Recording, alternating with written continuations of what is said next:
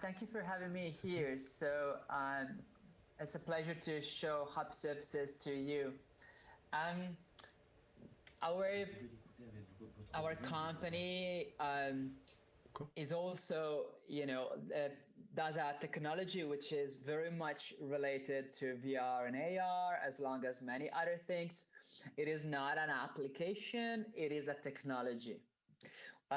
What we do is that we literally basically transform smart devices that have a microphone into what we call context-aware devices that are capable of understanding the surround they are situated in.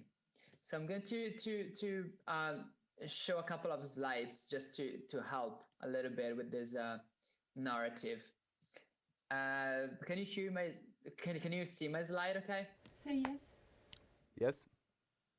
All right. So we're a startup based in London, and we promise nothing less than sentient AI. So literally, we transform ordinary surfaces and objects and devices such as a smartphone or a watch into context-aware sentient objects which are capable of understanding any number of complex events that happen around them. And these ordinary objects are augmented with a sort of understanding of what happens around them. And we call these objects and devices hypersurfaces, which is the name of our company. So we believe that our product can open up entirely new paradigms for consumer experiences where devices and objects around us are seamlessly integrated, and where devices and objects become aware of the actions that we perform, our behaviors, our context, and are capable of adapting and responding accordingly. So really helping, basically embedding smart devices into our daily lives in a much more seamless way. And if we think a little bit about just smartphones in this example, but it could be anything really, they came with like more and more sensors. They started just as a, telephony effectively, and then they added cameras and then plenty of other sensors. Well, what we believe is the next step is to actually being able to use these sensors to actually understand what they are sensing. So moving from mere sensing to understanding effectively. So how does it work? So what is hypersurfaces? How does it work? So our technology effectively transforms any inexpensive time series sensor, such as an accelerometer or a microphone, like the one you already have in your phone, into sophisticated AI agents, which are capable of understanding their surroundings. And we achieve this by delivering context awareness at 3 different levels. So the first level, we have the events, which are basically actions that happen within a fraction of a second. For example, I place my phone on a table, I open a can of soda, I boil some water at home, whatever lasts just a fraction of a second, we call it an event. And then the amalgamation of these events over time are what we call the activities. And we are capable of detecting, for example, that you're washing dishes, that you're cooking, that you're having a walk, or these kind of things, because we detect the events that comprise these activities, and then say with greater accuracy what activity you are engaged in. And similarly for scenes, we can see that what the most likely scene is, because we know how to detect the activities. So different activities combined provide a scene. So just a little bit technical, and then I'm going to talk a little bit about like why we do this and how to use it really. But like just to go a little bit technical, because I think it's interesting for the if in the audience there are coders or kind of scientists. Here is a waveform. Okay, it's an example of what context awareness actually can look like. So here we see an ordinary microphone sensor from a surface, an object or device in a kitchen. So imagine I'm in the kitchen and I leave my phone there. Within this scene, there are multiple activities occurring, and within each activity, there are multiple events. So our AI transforms this ordinary sensor, like a microphone in your smartphone, in one that is actually capable of understanding the events of frying, in this case, or shaking a pan, empty a pan. And from this, it's able to understand the activity of cooking. And in the same way, by detecting the events of placed cutlery and placed dishes, is also capable of detecting the next activity of laying the table.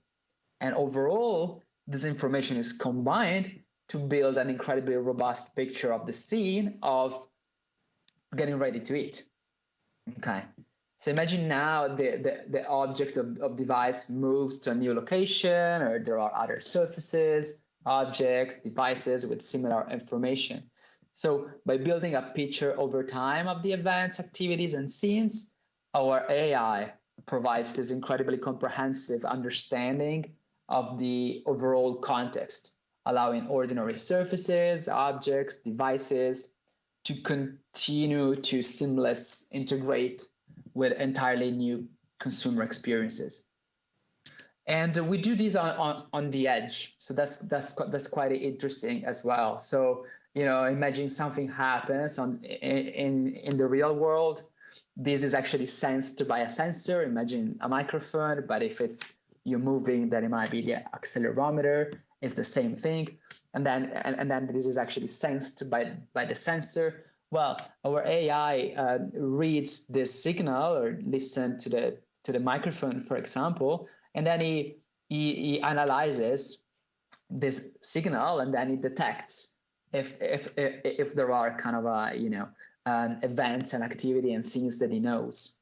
And then this information can become accessible via SDK level, basically, to developers or used in the operative system of the phone itself. So we don't take care of that part. We only take care of the AI that actually transforms effectively this signal or multiple signals into information, into the information of the awareness about the context that you are within. And because of this reason, we don't share any data. The beauty of this is that we designed our algorithms to operate on the edge. So no data is ever recorded or stored even, and instead all processing happens locally, with our algorithms only ever seeing just milliseconds of audio and without the need to send any private sensor signals to the cloud. And it can also, run on practically any smart device or independently on inexpensive chipsets as well. So it can also run on, on a standalone application effectively. So I hope this makes sense. Should I move to the applications, or you wanna comment on that, Christopher, or?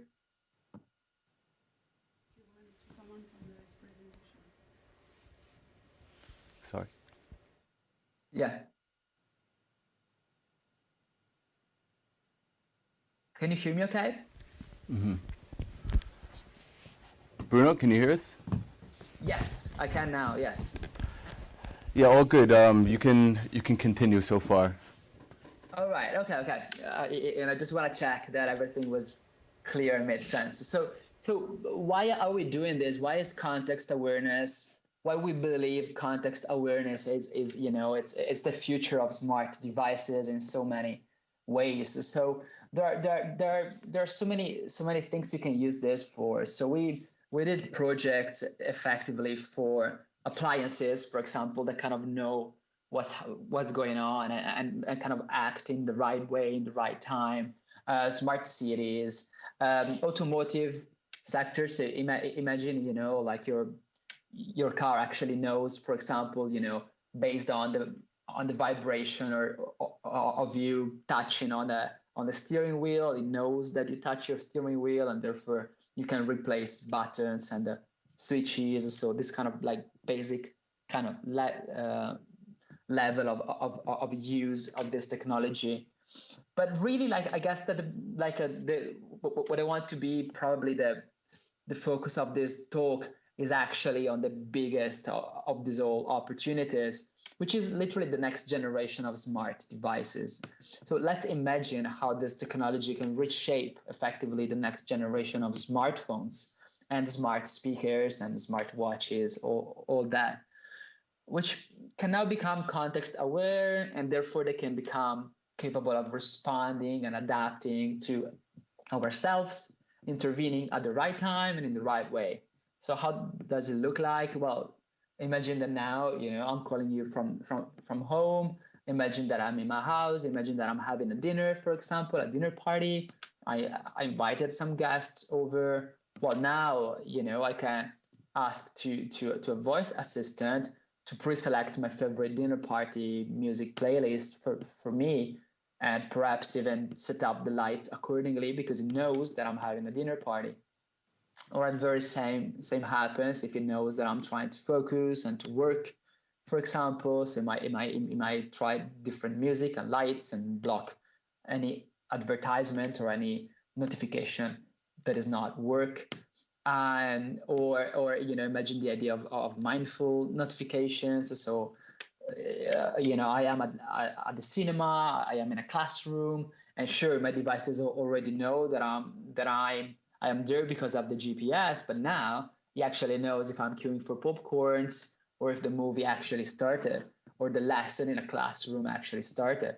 And if so, the devices might decide to mute all the notifications and choose to notify me at the end of the movie or at the end of the class, for example, or say that it knows that I started cooking, and it sends a message to my partner, to let her know that she should be home in half an hour or so, or I'm about to enter the metro, and it knows, for example, in London there is no internet connection on the underground, so it might know that it might want to download some news or the book I'm reading just before it's going to be offline. So there are many use cases. Like I'm not even mentioning the use cases that are actually covered by kind of confidentiality agreements. But the whole idea here is that effectively it's like all the companies want to provide a more seamless integration of smart devices into our lives, and in order to do that, the phones and the devices need to have some awareness effectively of what is going on effectively around them.